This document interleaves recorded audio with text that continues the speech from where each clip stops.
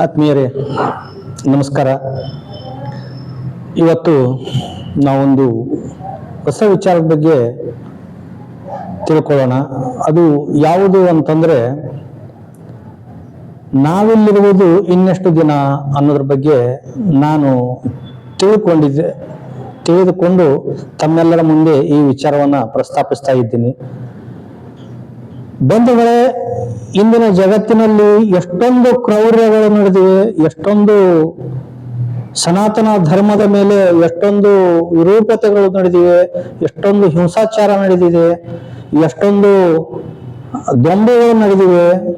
ಇದನ್ನೆಲ್ಲ ನೋಡಿದ್ರೆ ನಮಗನಿಸ್ತದೆ ನಮ್ಮ ಒಂದು ಅಂತ್ಯ ಸಮೀಪಿಸಿದೆ ಅಂತ ಅನಿಸ್ತಾ ಇದೆ. ಅದೇ ಪ್ರಕಾರ ಅದರ ನಂತರ ಹುಟ್ಟುವುದೇ ನಾವಿಲ್ಲಿರುವುದು ಇನ್ನೆಷ್ಟು ದಿನ ಅಂತ ಹೇಳಿ. ಅದಕ್ಕಾಗಿನೇ ಬಂಧುಗಳೇ, ಭವಿಷ್ಯ ಮಾಲಿಕ ಅಂತ ನೀವು ಯೂಟ್ಯೂಬ್ ಅಲ್ಲಿ ನೋಡ್ಬೋದು. ಭವಿಷ್ಯ ಮಾಲಿಕ ಅಂತ ಹೇಳಿ ಕಾಶಿನಾಥ್ ಮಿಶ್ರಾ ಅವರ ಸಾನ್ನಿಧ್ಯದಲ್ಲಿ ಇದು ನಡೀತಾ ಇದೆ. ಅದರಲ್ಲಿ ಸಾಕಷ್ಟು ವಿಚಾರಗಳನ್ನ ಅವರು ತಿಳಿಸ್ಕೊಟ್ಟಿದ್ದಾರೆ. ಈ ಭೂಮಿಯ ಋಣ ಯಾವ ತರ ಇದೆ, ಕಲಿಯುಗ ಎಂದು ಮುಗಿತು, ಮುಂದೆ ನಡಿಬೇಕಾದ ಹಲವಾರು ಘಟನೆಗಳು, ಸಾಧು ಸಂತರಿಂದ ಏನು ನಮಗೆ ಒಂದು ಅನುಕೂಲತೆಗಳಿವೆ, ಮತ್ತ ಈ ಒಂದು ಎಲ್ಲ ತೊಂದರೆಗಳಿಂದ ಮುಕ್ತಿ ಪಡೆಯೋದು ಹೇಗೆ, ಇದೆಲ್ಲ ವಿಚಾರದ ಬಗ್ಗೆ ಭವಿಷ್ಯ ಮಾಲಿಕ ಅಂತೇಳಿ ಯೂಟ್ಯೂಬ್ ಇದೆ. ನೀವೆಲ್ಲರೂ ಅದನ್ನ ಬೇಕಂದ್ರೆ ಫಾಲೋ ಮಾಡ್ಬೋದು. ಆ ಯೂಟ್ಯೂಬ್ ಅಲ್ಲಿ ಕಾಶಿನಾಥ್ ಮಿಶ್ರಾ ಅಂತ ಅವರು ನಡೆಸ್ಕೊಡ್ತಾ ಇದ್ದಾರೆ. ಆ ಯೂಟ್ಯೂಬ್ ಅಲ್ಲಿ ಭವಿಷ್ಯ ಮಾಲಿಕ ಅಂತ ಅದರ ಹೆಸರು. ಬಂಧುಗಳೇ, ಏನಾಯ್ತಂದ್ರೆ ಮೊನ್ನೆ ಒಂದು ವಿಚಿತ್ರ ಘಟನೆ ನಡೀತು. ನಾನು ಈ ವಿಡಿಯೋ ಕ್ಲಿಪ್ ಮಾಡೋದನ್ನ ನಮ್ಮ ಒಬ್ಬ ಗುರುಗಳಂತಾನೆ ಹೇಳ್ತೀನಿ. ಗುರುಗಳು ಎಸ್ ಬಿ ಪಾಟೀಲ್ ಅಂತ ವಿಜಯಪುರದವರು. ಅವರು ಆಶ್ರಮದ ಹತ್ರ ಅವ್ರದ್ದು ಮನೆ ಇದೆ. ಅವರು ನನ್ನ ಇದನ್ನ ಯೂಟ್ಯೂಬ್ ಅನ್ನ ನೋಡಿ, ನನ್ನ ಒಂದು ಕೆಲವೊಂದು ಕ್ಲಿಪ್ಗಳನ್ನ ನೋಡಿ ಅವ್ರು ನನಗೆ ಫೋನ್ ಹಚ್ಚಿದ್ರು. ಫೋನ್ ಹಚ್ಚಿ ಈ ಭವಿಷ್ಯ ಮಾಲಿಕದ ಬಗ್ಗೆ ಬಹಳಷ್ಟು ವಿಚಾರಗಳನ್ನ ಪ್ರಸ್ತಾಪ ಮಾಡಿದ್ರು. ಅವರು ನಿಜವಾಗ್ಲು ಅಂತಂದ್ರೆ ನನಗೆ ಗುರುನೇ ಅವರು.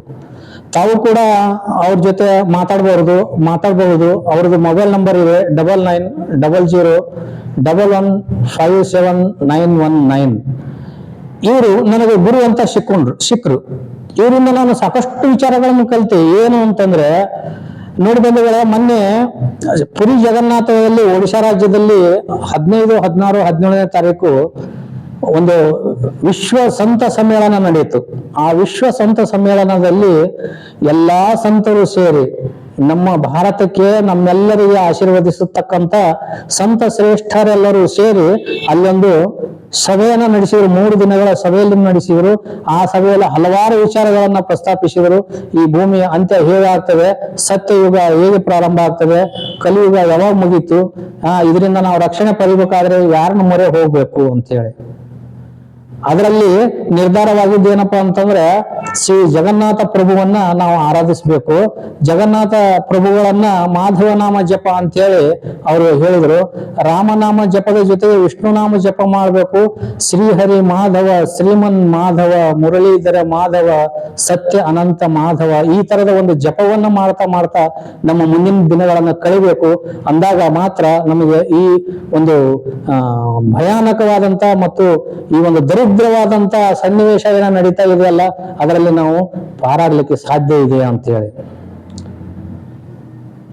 ಈ ಭವಿಷ್ಯ ಮಾಲಿಕ ಪ್ರಕಾರ 2028ರಲ್ಲಿ ಜಗತ್ತು ಖಾಲಿಯಾಗುವಂತ ಒಂದು ವಾತಾವರಣ ಇದೆ ಬಂಧುಗಳೇ. ನೀವು ಅದನ್ನು ನೋಡಿ, ಅದರಲ್ಲಿ ಡೀಟೇಲ್ ಆಗಿ ನಿಮಗೆ ಮಾಹಿತಿ ಸಿಗ್ತದೆ.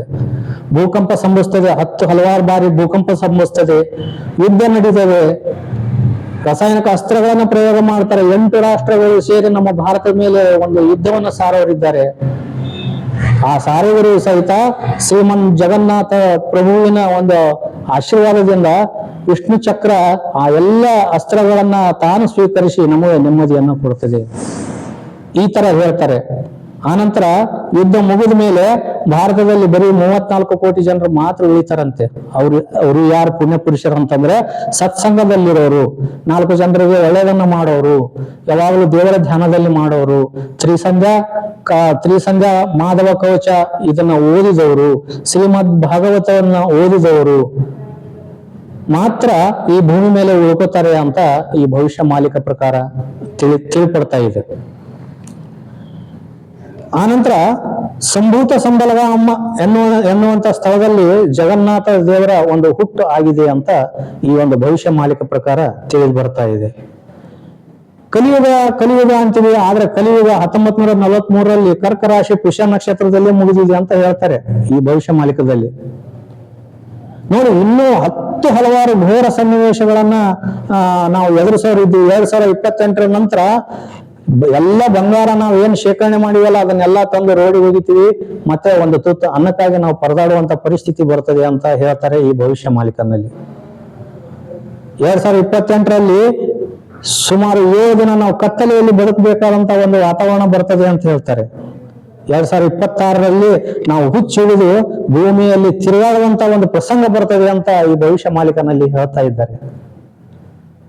ನೋಡಿ ಬಂಧುಗಳೇ, ಇದನ್ನೆಲ್ಲ ನಾವು ದಾಟಿ ನಮ್ಮ ಜೀವನವನ್ನ ಒಳ್ಳೆ ರೀತಿಯಿಂದ ನಾವು ಕಳಿಬೇಕು ಅಂತಂದ್ರೆ ಅದಕ್ಕೆ ತ್ರಿಸಂಧ್ಯಾ ಆಚರಣೆ ಮತ್ತು ಶ್ರೀಮದ್ ಭಾಗವತವನ್ನ ನಾವು ಓದಬೇಕು. ಎಷ್ಟು ಜನ ನಮ್ಮ ಮನೆಯಲ್ಲಿ ನಾವು ಈ ಶ್ರೀಮದ್ ಭಾಗವತವನ್ನ ಪಠಿಸ್ತೀವಿ ಅಂತೇಳಿ ನಮ್ಮ ಮನಸ್ಸಿಂದ ನಾವೇ ಕೇಳ್ಕೊಳ್ಳೋಣ. ಇಂಥ ಎಲ್ಲ ಕ್ರೌರ್ಯಗಳನ್ನ ಮೀರಿ ನಾವು ಬದುಕಬೇಕು, ಇಂಥ ಎಲ್ಲ ಒಳ್ಳೆ ಸಮಾಜದಲ್ಲಿ ನಾವು ಬದುಕಬೇಕು. ಈಗ ನಡೀತಕ್ಕಂಥ ರಾಜಕೀಯ ಕಲಹಗಳು ಯಾವ ತರ ಇದೆ, ಇದನ್ನೆಲ್ಲ ಭಗವಂತನ ಸೃಷ್ಟಿ ಅಲ್ವೇ? ಆ ಭಗವಂತನ ಮುಂದೆ ನಾವೇನು ಒಂದು ಕರಿಕೆಗೂ ಹುಲ್ಲಿಗೂ ಸಮಾನರಲ್ಲ. ಭಗವಂತ ಮನಸ್ಸು ಮಾಡಿದ್ರೆ ಬೇಕಾದ್ದನ್ನು ಮಾಡ್ತಾನೆ, ಆದ್ರೆ ಬೇಕಾದ್ದು ಆಗುವಂತ ಸಮಯ ಈಗ ಬಂದಿದೆ. ಅದಕ್ಕೆ ಆ ಸಮಯದಲ್ಲಿ ನಾವು 10ರಲ್ಲಿ 11 ಆಗೋದು ಬೇಡ. ನಾವಾಗಿರ್ಬೇಕು ಅಂತಂದ್ರೆ ನಾವು ಆ ಭಗವಂತನ ಒಂದು ಧ್ಯಾನವನ್ನ ಮಾಡಬೇಕು, ಮಾಧವ ನಾಮವನ್ನ ಜಪಿಸ್ಬೇಕು. ಹರೇ ರಾಮ ರಾಮ ರಾಮ ಹರೇ ಹರೇ, ಹರೇ ಕೃಷ್ಣ ಕೃಷ್ಣ ಕೃಷ್ಣ ಹರೇ ಹರೇ ಅನ್ನುವಂತ ಒಂದು ನಾಮದ ಒಂದು ಪಠಣವನ್ನ ನಾವು ಸದಾ ಮಾಡೋದ್ರಿಂದ ನಾವಾದ್ರೂ ಸಹಿತ ಒಂದು ಆ ಭಗವಂತನ ಕೃಪೆಗೆ ಪಾತ್ರರಾಗೋಣ. ಈ ನಡೀತಕ್ಕಂತ ಕಲಿಯುಗದ ಒಂದು ದುರ್ದಶೆಯನ್ನ ನಾವು ಬಿಟ್ಟು ಬಿಡೋಣ, ನಮ್ಮಷ್ಟಕ್ಕೆ ನಾವು ಒಂದು ಸತ್ಪಾತ್ರದಲ್ಲಿ ನಡೆಯೋಣ ಅಂತ ಈ ಸಂದರ್ಭದಲ್ಲಿ ಹೇಳ್ತಾ, ಇನ್ನು ಹೆಚ್ಚಿನ ಒಂದು ವಿಚಾರಗಳು ನಿಮಗೆ ಬೇಕು, ಇದಕ್ಕೆ ನೀವು ಹೆಚ್ಚಿನ ಒಂದು ಮಾಹಿತಿನ ತಿಳ್ಕೊಬೇಕಂದ್ರೆ ನಮ್ಮ SB ಪಾಟೀಲ್ ಬಿಜೆಪುರ ಅವರನ್ನು ಕೂಡ ನಾವು ಸಂಪರ್ಕ ಮಾಡಬಹುದು. ಅದೇ ತರ ಇದಕ್ಕಿಂತನೂ ಇನ್ನೂ ಹೆಚ್ಚಿಗೆ ಈ ವಿಚಾರಗಳು ತಿಳ್ಕೊಬೇಕಂದ್ರೆ ಭವಿಷ್ಯ ಮಾಲಿಕ ಅಂತ ಯೂಟ್ಯೂಬ್ ಅಲ್ಲಿ ಬರ್ತಾ ಇದೆ, ಅದನ್ನು ಕೂಡ ನಾವು ಫಾಲೋ ಮಾಡಿದ್ರೆ ಹೆಚ್ಚಿನ ಮಾಹಿತಿಗಳು ಸಿಗ್ತವೆ.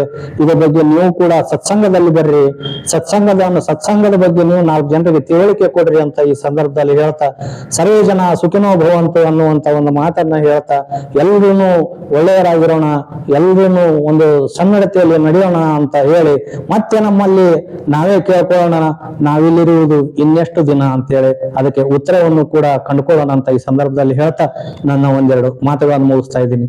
ಧನ್ಯವಾದಗಳು ಫ್ರೆಂಡ್ಸ್, ಧನ್ಯವಾದಗಳು.